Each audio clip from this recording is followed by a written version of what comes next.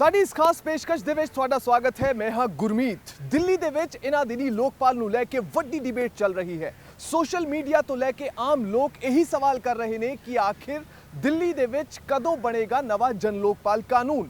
जी हाँ, दिल्ली दे विच केजरीवाल ने वायदा कीता सी चोणां तो पहला कि ओह जन लोकपाल कानून जिहड़ा है एग्जिस्टेंस दे विच लैके आउणगे, पर अजे तक दिल्ली दे लोकां नूं नहीं मिल सकिया है यह जन लोकपाल कानून। जी हाँ, ये जन लोकपाल कानून आखिर की होवेगा? एक अजिहा ओम्बड्समैन होवेगा जिस दे अधीन, जिस दे अधिकार खेतर दे विच, जुरिसडिक्शन दे विच दिल्ली दे मुख मंत्री भी शामिल होणगे। इसे नूं लैके पेश है साडी एक खास पेशकश लोकपाल ते शशोपंज।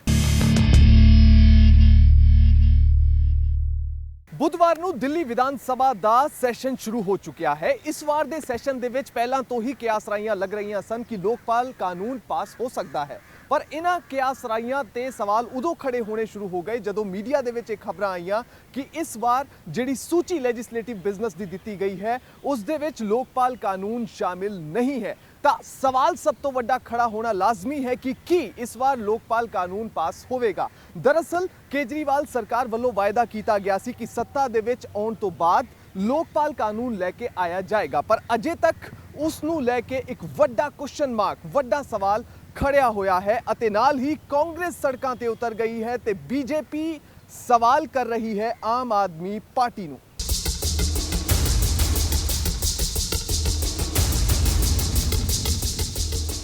दिल्ली विधानसभा का पूरा सरदरुत इजलास इस बार काफी गर्म रहने के आसार ने।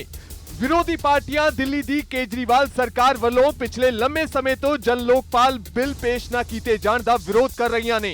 जन लोकपाल बिल आम आदमी पार्टी के चोण वायदियां दे विचों सब तो अहम सी।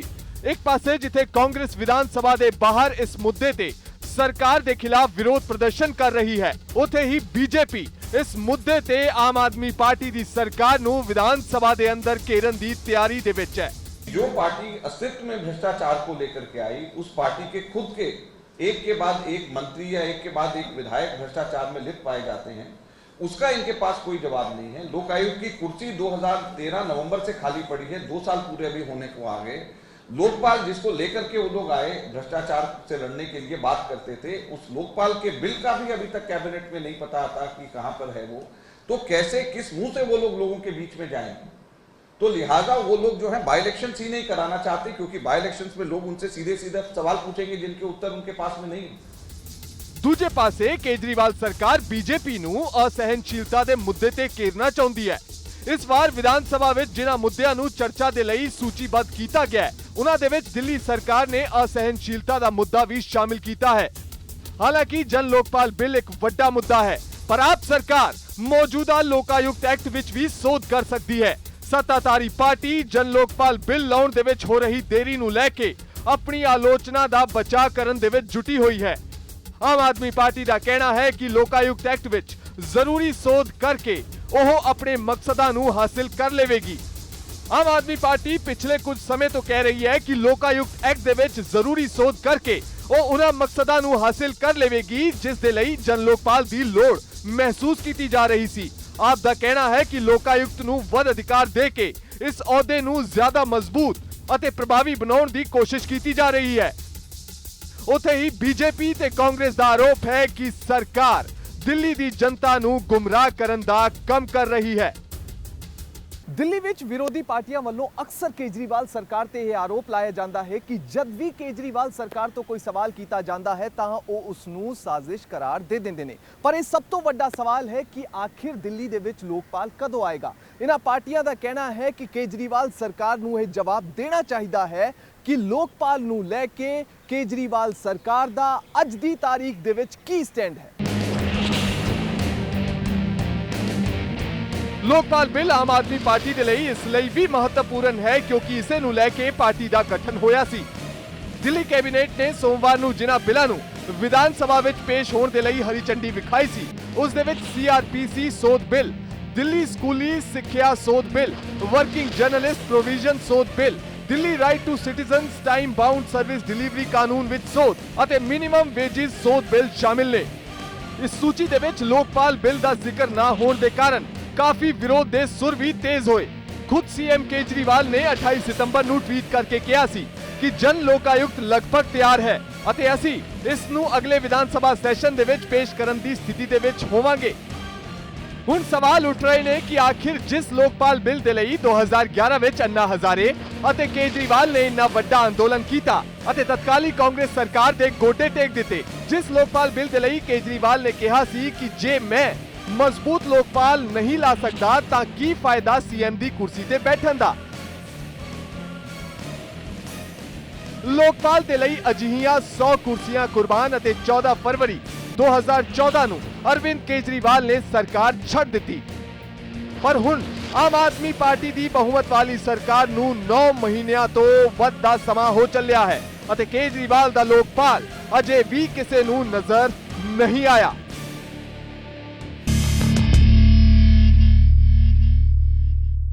मुझे याद है जब दिल्ली में पहला चुनाव हमने लड़ा था तो हमने कहा था कि बस पावर में आएंगे, अगले दिन असेंबली की मीटिंग करेंगे, तारीख अनाउंस करके कहा था उस दिन लोकपाल पास करेंगे। दिल्ली में पहली बार इस्तीफ़ा इस ग्राउंड पे दिया था कि हमारा बिल रेडी है, सरकार मान नहीं रही है। और आज जबकि सरकार बन गई है, 67 एमएलए हैं 70 में, किस चीज़ का इंतज़ार है? इतना वक्त बीत गया है, अब लोकपाल का पता नहीं है। और तो और जो पार्टी का अपना लोकपाल था, जो पूरी तरह से पार्टी के अपने हाथ में था, उसको भी निकाल के बाहर कर दिया गया। जिस मांग को लेके, जिस बड़े वायदे को लेके ये आंदोलन चला था, आज वो वायदा कहीं गुम गया, किथे रुल गया, कह नहीं सकते। जो लोकपाल का वायदा था वो तो अभी लटका हुआ है। जो दिल्ली की जनता को लॉ एंड ऑर्डर की प्रॉब्लम थी, उसमें पहले हमने कहा था कि शीला दीक्षित बहाने बनाती है, लॉ एंड ऑर्डर सरकार की जिम्मेवारी है। आज अरविंद केजरीवाल वही लैंग्वेज बोल रहे हैं जो शीला दीक्षित बोल रही थी। जो विज्ञापन हम सड़कों पे घुमा करते थे कि दिल्ली की सड़कों पे शीला दीक्षित अपने नाम के विज्ञापन लगवाती है, ये जनता के पैसे के साथ दगा है। आज दिल्ली सरकार वो विज्ञापन लगवा रही है। आज हर चीज़ में केजरीवाल सरकार, वो दिल्ली सरकार भी नहीं है, केजरीवाल सरकार। और 526 करोड़ रुपया विज्ञापन पे खर्च करना, ये क्या हो रहा है? हर रोज़ किसी ना किसी एमएलए का स्कैंडल निकलता है और इसके झूठ को डिफेंड करने के लिए पार्टी आ जाती है। जब भगवंत मान के शराब वाला किस्सा आया अखबारों में, तो मैंने लिखा था, उस वक्त मैंने पब्लिक में बोला कि ये कोई नई बात नहीं है। उनके बारे में ऐसी रिपोर्ट पहले भी आई थी, अरविंद केजरीवाल के सामने आई थी, यहाँ तक की शिकायत आई थी कि वो तो पार्लियामेंट के अंदर दारू पी के जा रहे हैं। ये सब शिकायतें मेरे सामने रिपोर्ट हुई थी। अरविंद केजरीवाल ने कहा था कि ये तो बड़ी गलत बात है, मैं सख्त कार्रवाई करूँगा, मैंने चेक करवा लिया है, बिल्कुल दोषी हैं वो, ये करते हैं और मैं सख्त कार्रवाई करूँगा। कार्रवाई ये हुई कि अब वो पंजाब के लीड कैंपेनर बन गए हैं। अफसोस की बात ये है कि इन सब चीज़ों से आम आदमी पार्टी और दूसरी पार्टियों में जो फ़र्क है वो लोगों को दिखाई नहीं देता।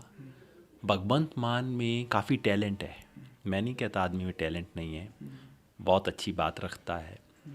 और मुझे खुद महसूस होता था कि भाई पंजाब इसकी बातों से कुछ सीख सकता है, आगे बढ़ सकता है। लेकिन ऐसी लत है तो भाई इस लत का इलाज करवा लो। आम आदमी पार्टी का मुख्य एजेंडा भ्रिष्टाचार सी और भ्रिष्टाचार ਨੂੰ ਖਤਮ ਕਰਨ ਦੀ ਜਿਹੜੀ ਦਵਾਈ ਉਹਨਾਂ ਨੇ ਰੱਖੀ ਸੀ ਉਹ ਸੀ ਲੋਕਪਾਲ। ਔਰ ਇਸ ਦੀ ਚਰਚਾ ਦੇ ਦੌਰਾਨ, ਇਹਦੀ ਚਰਚਾ ਦੇ ਉੱਤੇ ਹੀ, ਇਸ ਉਮੀਦ ਦੇ ਉੱਤੇ ਹੀ ਲੋਕਾਂ ਨੇ ਏਡੀ ਵੱਡੀ ਗਿਣਤੀ 'ਚ ਪਹਿਲੀ ਵਾਰੀ 28 ਸੀਟਾਂ ਦਿੱਤੀਆਂ। ਔਰ ਇਸ ਵਾਅਦੇ ਤੇ ਇਸ ਲੋਕਾਂ ਦੀ ਉਮੀਦ ਉਤਰਨ ਦੇ, ਇੱਕ ਕਿਸਮ ਦੇ ਲੋਕਾਂ ਦੀ ਉਮੀਦ ਤੇ ਉਤਰਨ ਲਈ ਕੇਜਰੀਵਾਲ ਨੇ ਇੰਨੀ ਜਿੱਦ ਕਰਕੇ 49 ਦਿਨ ਤੋਂ ਬਾਅਦ ਆਪਣੀ ਸਰਕਾਰ ਤੋੜਤੀ ਸੀ, ਜਦੋਂ ਕਾਂਗਰਸ ਦੇ 8 ਐਮਐਲਏ ਨੇ ਉਹਨਾਂ ਦਾ ਵਿਦਡਰਾ ਕਰ ਲਿਆ।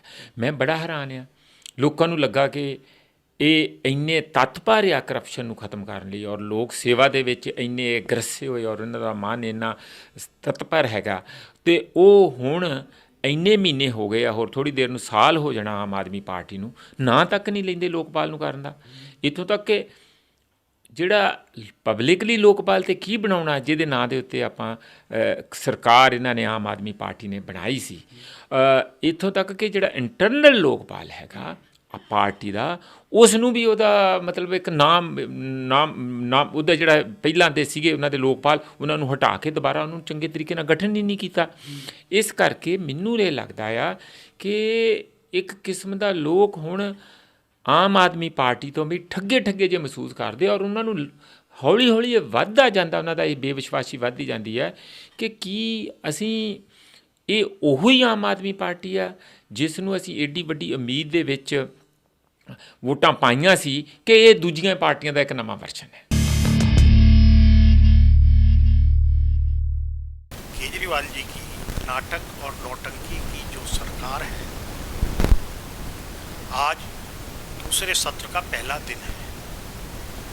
मैं भारतीय जनता पार्टी की तरफ से बिजनेस एडवाइजरी कमेटी का मेंबर हूँ।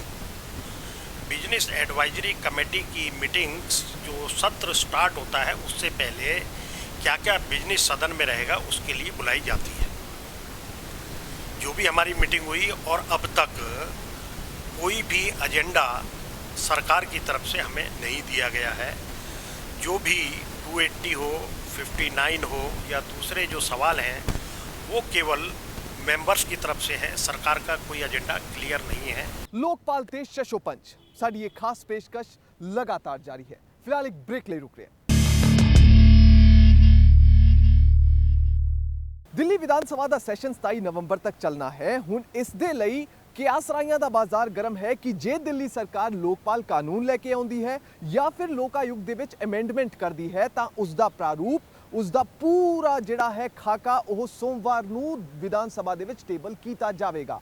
ਮਗਰ ਕਾਂਗਰਸ ਨੇ ਇਹ ਸਵਾਲ ਹੁਣ ਤੋਂ ਹੀ ਕਰਨਾ ਸ਼ੁਰੂ ਕਰ ਦਿੱਤਾ ਹੈ ਕਿ ਜਦੋਂ ਸ਼ੀਲਾ ਦੀਕਸ਼ਿਤ ਮੁੱਖ ਮੰਤਰੀ ਸਨ ਤਾਂ ਅਰਵਿੰਦ ਕੇਜਰੀਵਾਲ ਨੇ ਇਸ ਕਾਨੂੰਨ ਨੂੰ ਇੱਕ ਦਿਨ ਦੇ ਵਿੱਚ ਹੀ ਲਾਗੂ ਕਰਨ ਦੀ ਮੰਗ ਕੀਤੀ ਸੀ, ਪਰ ਕੇਜਰੀਵਾਲ ਸਰਕਾਰ ਇਸ ਨੂੰ ਇਨਸਟੈਂਟਲੀ ਲਾਗੂ ਕਿਉਂ ਨਹੀਂ ਕਰ ਰਹੀ।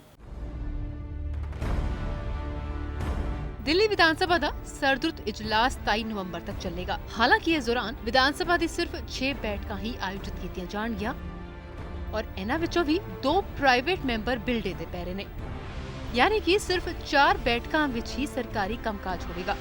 अजे विच सरकारी कामकाज लई 2 दिन वाधू बैठकां बुलाईयां जा सकदियां ने। बुधवार नूं दोपहर 2 बजे तो शुरू होने वाले इस सत्र के पहले दिन सरकारी बैठक आयोजित की गई। वीरवार ਨੂੰ बैठक स्थगित की जाएगी ਅਤੇ शुक्रवार ਨੂੰ प्राइवेट मैंबर बिल लिया जाएगा, जबकि शनिवार ਅਤੇ इतवार ਨੂੰ छुट्टी का दिन है।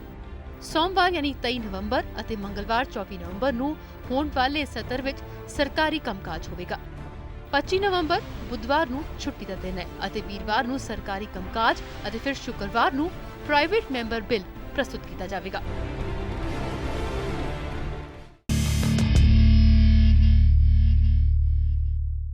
देखो लोकपाल तो बड़ी दूर की गल है। पहले इन्हें कहा कि चंगा अल्टरनेटिव देंगे, चंगे नुमाइंदे देंगे। तुसीं पंजाब दे विचों जिहड़ा पार्लीमेंट के मैंबर इन्होंने चुन के भेजा, जिहदा हर फंक्शन दे विच शराब पीण दा रौला पै जांदा, पार्लीमेंट दे विच जाके शराब पीण दा रौला पै जांदा। इस तरह के जे MP इन्होंने बनाए आ तो बाकी लोकपाल बनाउणा जां दूजियां गल्लां करनियां वो तो बहुत दूर की गल। उन्हां दा मकसद ये सी कि लोकां नूं गुमराह करके ते किसी तरीके सत्ता दे उत्ते काबू करना। ਜਦੋਂ ਦਿਲ ਦੇ ਵਿੱਚ ਦਰਦ ਨਾ ਹੋਵੇ, ਇਕੱਲੀਆਂ ਕਹਾਣੀਆਂ ਘੜ ਕੇ ਜਿਹੜੀ ਲੋਕਾਂ ਦੀ ਸੇਵਾ ਨਹੀਂ ਹੋ ਸਕਦੀ। ਹੁਣ ਤਾਂ ਉਹ ਬਹਾਨੇ ਲੱਭ ਰਿਹਾ ਕਿ ਕਿਸੇ ਤਰੀਕੇ ਪਬਲਿਕ ਕੋਲੋਂ ਜਿਹੜੇ ਬੇਲੋੜੇ ਵੱਡੇ ਵਾਅਦੇ ਕੀਤੇ ਆ ਉਹਨਾਂ ਚੋਂ ਨਿਕਲਣਾ ਕਿਵੇਂ। ਪਰ ਪਬਲਿਕ ਸਮਝਦਾਰ ਆ, ਜਿੰਨੀਆਂ ਇਹਨਾਂ ਨੇ ਹੇਰਾਫੇਰੀਆਂ ਕੀਤੀਆਂ, ਧੋਖੇਬਾਜ਼ੀ ਲੋਕਾਂ ਨਾਲ ਕੀਤੀ ਹੈ, ਇਹਦੇ ਨਾਲ ਜ਼ਿਆਦਾ ਦੇਰ ਨਹੀਂ ਚੱਲ ਸਕਦਾ। ਲੋਕਾਂ ਦਾ ਰੋਹ ਇਹਨਾਂ ਨੂੰ ਆਉਣ ਵਾਲੇ ਸਮੇਂ ਦੇ ਵਿੱਚ ਫੇਸ ਕਰਨਾ। दिल्ली ਨੂੰ ਲੋਕਾਯੁਕਤ ਮਿਲੇਗਾ ਜਾਂ ਲੋਕਪਾਲ, ਇਸ ਨੂੰ ਲੈ ਕੇ ਡਿਬੇਟ ਚੱਲ ਰਹੀ ਹੈ ਕਿਉਂਕਿ ਦਿੱਲੀ ਦੀ ਕੇਜਰੀਵਾਲ ਸਰਕਾਰ ਚਾਹੁੰਦੀ ਹੈ ਲੋਕਾਯੁਕਤ ਜਿਹੜਾ ਐਗਜ਼ਿਸਟਿੰਗ ਲੋਕਾਯੁਕਤ ਹੈ ਉਸ ਦੇ ਵਿੱਚ ਅਮੈਂਡਮੈਂਟ ਕਰਨਾ। ਪਰ ਲੋਕ ਇਹ ਪੁੱਛ ਰਹੇ ਨੇ ਕਿ ਜਨ ਲੋਕਪਾਲ ਬਿੱਲ ਜਿਸ ਦਾ ਵਾਅਦਾ ਕੀਤਾ ਗਿਆ ਸੀ ਆਖਿਰ ਉਹ ਕਿੱਥੇ ਹੈ, ਉਹ ਕਾਨੂੰਨ ਕਦੋਂ ਜਿਹੜਾ ਹੈ ਐਗਜ਼ਿਸਟੈਂਸ ਦੇ ਵਿੱਚ ਆਏਗਾ। ਇਸ ਨੂੰ ਲੈ ਕੇ ਸੋਸ਼ਲ ਮੀਡੀਆ ਤੇ ਵੱਡੇ ਪੱਧਰ ਤੇ ਟ੍ਰੈਂਡਿੰਗ ਹੋ ਰਹੀ ਹੈ, ਉਹ ਅਸੀਂ ਤੁਹਾਨੂੰ ਵਿਖਾ ਦਿੰਦੇ ਹਾਂ। ਕਾਂਗਰਸ ਦੇ ਆਗੂ ਅਜੇ ਮਾਕਨ ਨੇ ਟ੍ਰੈਂਡਿੰਗ ਬੁੱਧਵਾਰ ਨੂੰ ਸੋਸ਼ਲ ਮੀਡੀਆ ਤੇ ਸ਼ੁਰੂ ਕੀਤੀ। ਉਹ ਟ੍ਰੈਂਡਿੰਗ ਕਾਫੀ ਖਾਸ ਸੀ, ਵੇਖਣ ਵਾਲੀ ਟ੍ਰੈਂਡਿੰਗ ਹੈ। His nail right on its head, internal Lokpal of AAP is farce, Ramdas sacked and Dilip resigned. ਤੇ ਇਹ ਜਿਹੜੀ ਹੈ ਟ੍ਰੈਂਡਿੰਗ ਅਜੇ ਮਾਕਨ ਨੇ ਸੋਸ਼ਲ ਮੀਡੀਆ ਤੇ ਸ਼ੁਰੂ ਕੀਤੀ। ਉਸ ਤੋਂ ਬਾਅਦ ਲੋਕਾਂ ਦਾ ਜਿਵੇਂ ਇਸ ਤੇ ਟਿੱਪਣੀ ਕਰਨ ਦਾ ਤਾਂਤਾ ਜਿਹਾ ਸੋਸ਼ਲ ਮੀਡੀਆ ਤੇ ਟਵਿੱਟਰ ਤੇ ਲੱਗ ਗਿਆ। ਇੱਥੇ ਇੱਕ ਸ਼ਖਸ ਲਿਖਦੇ ਨੇ ਕਿ he has turned Lokpal into Jokepal, now who is the jumla man and time to review Lokpal not movies.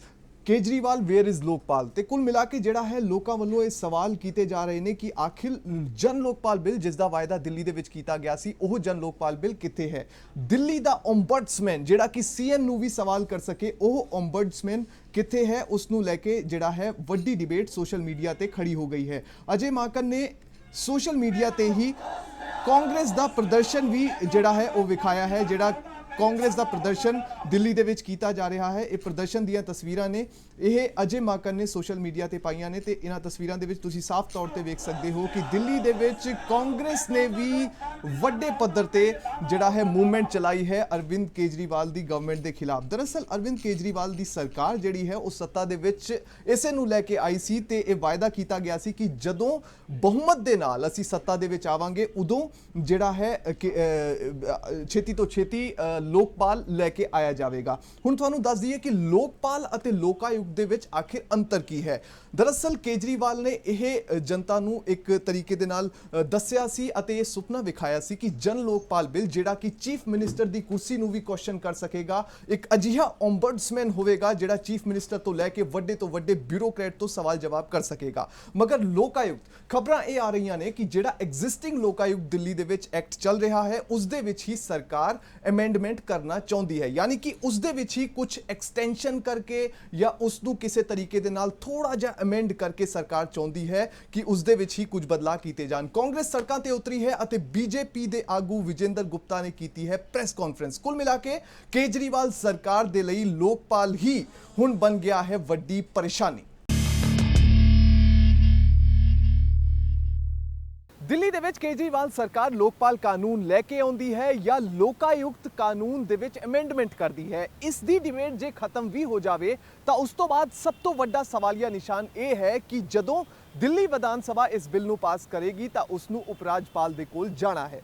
ਤਾਂ ਉਪ ਰਾਜਪਾਲ ਦੇ ਨਾਲ ਜਿਸ ਤਰ੍ਹਾਂ ਦੇ ਰਿਸ਼ਤੇ ਦਿੱਲੀ ਸਰਕਾਰ ਦੇ ਕੇਜਰੀਵਾਲ ਸਰਕਾਰ ਦੇ ਚੱਲ ਰਹੇ ਨੇ, ਉਹਨਾਂ ਨੂੰ ਲੈ ਕੇ ਵੀ ਕਈ ਤਰ੍ਹਾਂ ਦੇ ਸਵਾਲ ਖੜੇ ਹੋ ਰਹੇ ਨੇ, ਕਈ ਤਰ੍ਹਾਂ ਦੀਆਂ ਕਿਆਸਰਾਈਆਂ ਲੱਗ ਰਹੀਆਂ ਨੇ।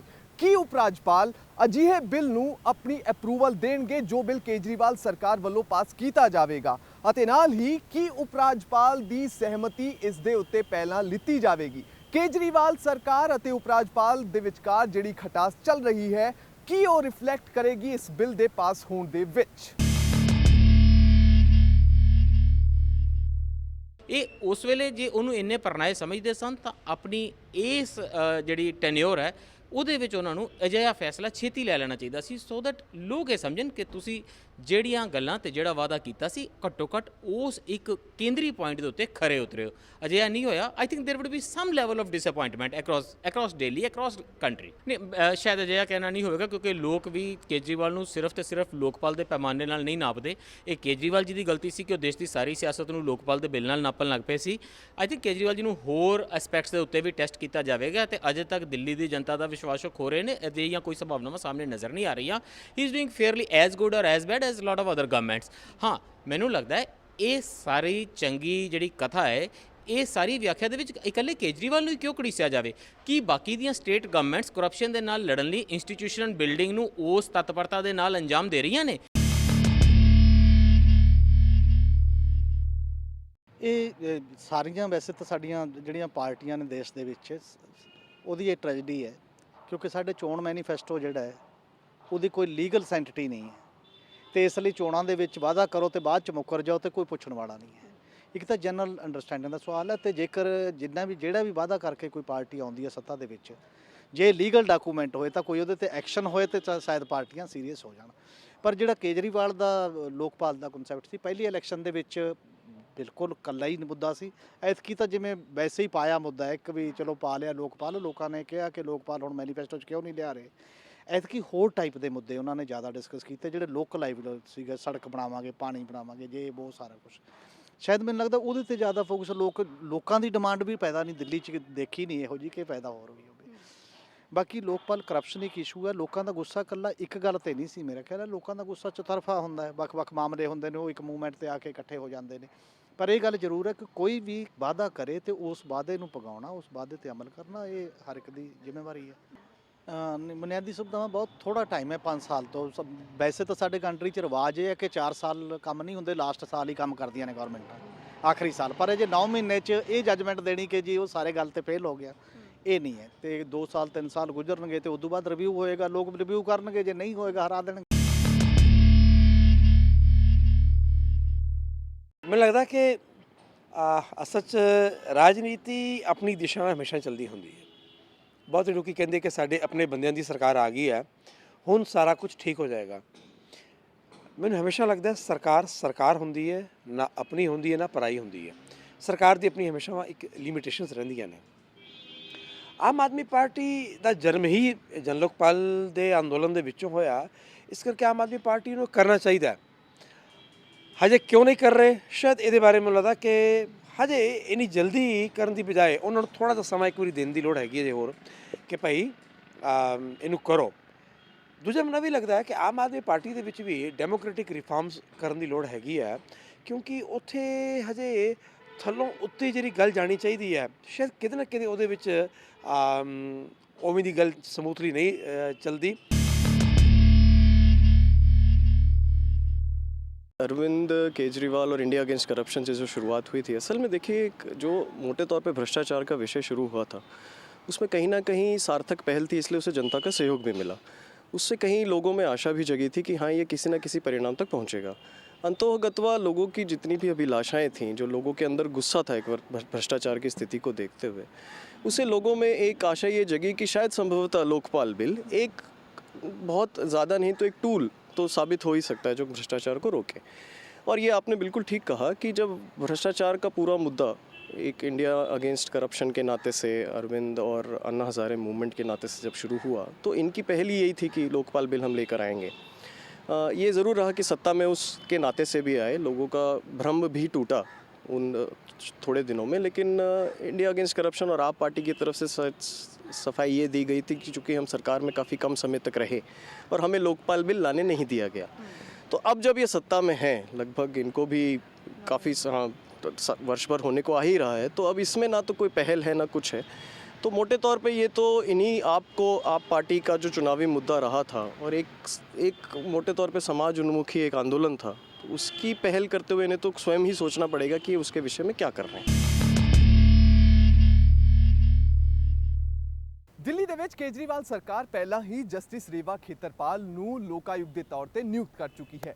ਅਜੇ ਦੇ ਵਿੱਚ ਸਵਾਲ ਇਹ ਖੜਾ ਹੋ ਰਿਹਾ ਹੈ ਕਿ ਜਸਟਿਸ ਰੇਵਾ ਖੇਤਰਪਾਲ ਨੂੰ ਜ਼ਿਆਦਾ ਸ਼ਕਤੀਆਂ ਦਿੱਤੀਆਂ ਜਾਣਗੀਆਂ। ਜਿਸ ਤਰੀਕੇ ਦੇ ਨਾਲ ਅਰਵਿੰਦ ਕੇਜਰੀਵਾਲ ਪਹਿਲਾਂ ਵਾਅਦਾ ਕਰ ਚੁੱਕੇ ਨੇ ਕਿ ਉਹਨਾਂ ਦੀ ਚੀਫ ਮਿਨਿਸਟਰਸ਼ਿਪ ਦੇ ਵਿੱਚ ਲੋਕਾਯੁਕਤ ਜਾਂ ਲੋਕਪਾਲ ਨੂੰ ਅਜਿਹੀਆਂ ਸ਼ਕਤੀਆਂ ਦਿੱਤੀਆਂ ਜਾਣਗੀਆਂ ਜਿਸ ਦੇ ਤਹਿਤ ਉਹਨਾਂ ਦੇ ਜੁਰਿਸਡਿਕਸ਼ਨ ਦੇ ਵਿੱਚ ਮੁੱਖ ਮੰਤਰੀ ਦਾ ਦਫ਼ਤਰ ਅਤੇ ਨਾਲ ਹੀ ਸੈਕਟਰੀ ਲੈਵਲ ਦੇ ਅਧਿਕਾਰੀ ਵੀ ਸ਼ਾਮਿਲ ਹੋਣਗੇ। ਅਜਿਹੇ ਦੇ ਵਿੱਚ ਇਸ ਨੂੰ ਲੈ ਕੇ ਕਿਆਸ ਰਾਈਆਂ ਦਾ ਬਾਜ਼ਾਰ ਗਰਮ ਹੈ। ਇਸ ਪੂਰੇ ਮਾਮਲੇ ਤੇ ਅਸੀਂ ਅਪਡੇਟਸ ਤੁਹਾਨੂੰ ਲਗਾਤਾਰ ਵਿਖਾਉਂਦੇ ਰਵਾਂਗੇ। ਫਿਲਹਾਲ ਮੇਰੇ ਵੀਡੀਓ ਜਰਨਲਿਸਟ ਰਾਮ ਬਹਾਦੁਰ ਅਤੇ ਮੈਨੂੰ ਗੁਰਮੀਤ ਨੂੰ ਦਿਓ ਇਜਾਜ਼ਤ ਤੇ ਤੁਸੀਂ ਵੇਖਦੇ ਰਹੋ PTC ਨਿਊਜ਼।